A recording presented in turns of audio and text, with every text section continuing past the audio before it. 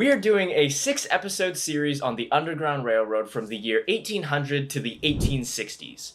And hopefully by the end of this series, you'll understand a little more about how slavery ended. Our first video, which is this one, has got to cover a little more than the first decade of the 1800s. We're going to go a little further back to explain anti-slavery and abolition.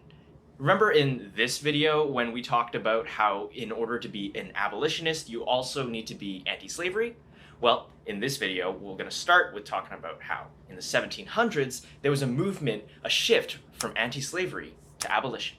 We'll start with a paper written in 1758 and end with the slave trade ending in 1808. That's 50 years of anti-slavery transitioning to abolition. And by the way, that's the slave trade, not slavery itself in 1808. In the 1700s, there was a massive shift in the opinion about slavery.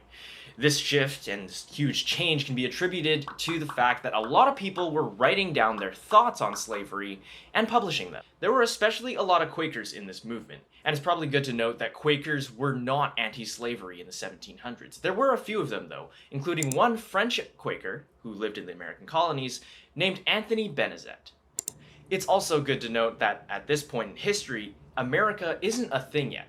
Anyway, Anthony Benezet wrote a 16-page argument against slavery, more specifically, the slave trade. This was in 1758.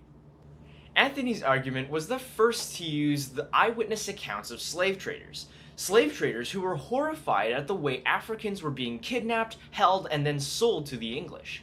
We'll put a link to Anthony's argument in the description below. Over the next few years, Anthony's paper went viral, which in the 1800s meant that people were interested enough to spend money and time on making copies and printing his thing and sending it off to other people. Not only that, but Quakers started banning slave owners from their meetings as well. And as time went on, more papers and essays and speeches were being written like Anthony's, and more people and more Quakers were ending slavery in their communities. The anti-slavery movement picked up so much support that by the time people started calling for independence from Great Britain, almost all the Quakers in America had freed their slaves. Imagine it, hundreds of slaves being freed at a time, an entire religious group changing their belief system. Slavery itself was older than Moses, so this would have caught the world's eye. A lot of non-Quakers started joining the anti-slavery movement as well. Benjamin Franklin is probably the most notable of these, and him, among others, started realizing that slavery is something that they wanted to end in the entirety of the world, and not just having it a personal choice among certain religious groups. But if you want to end an age-old practice like slavery, you need to do a little more than write books and essays. You need to get the guys in the government involved. Quakers and other anti-slavery people opened anti-slavery societies and started writing petitions to King George and their local and colonial governments to end slavery and the slave trade in their area.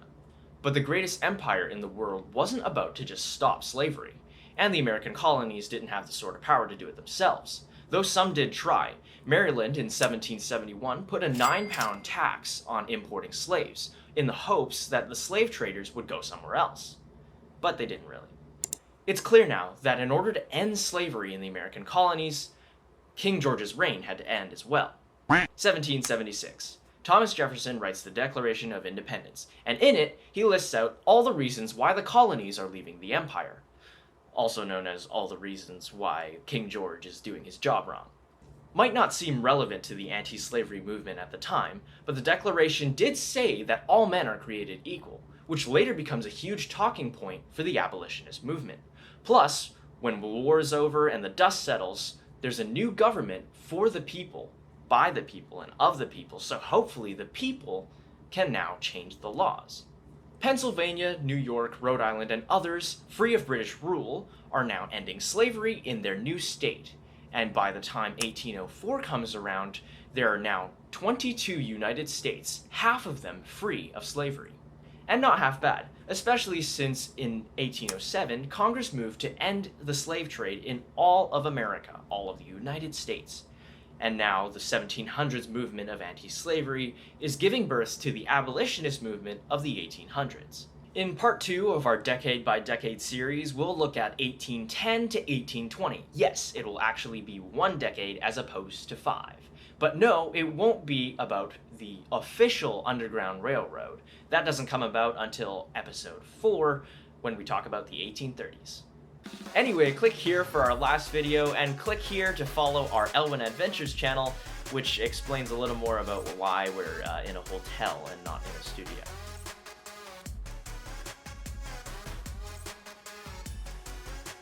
Am I done posing?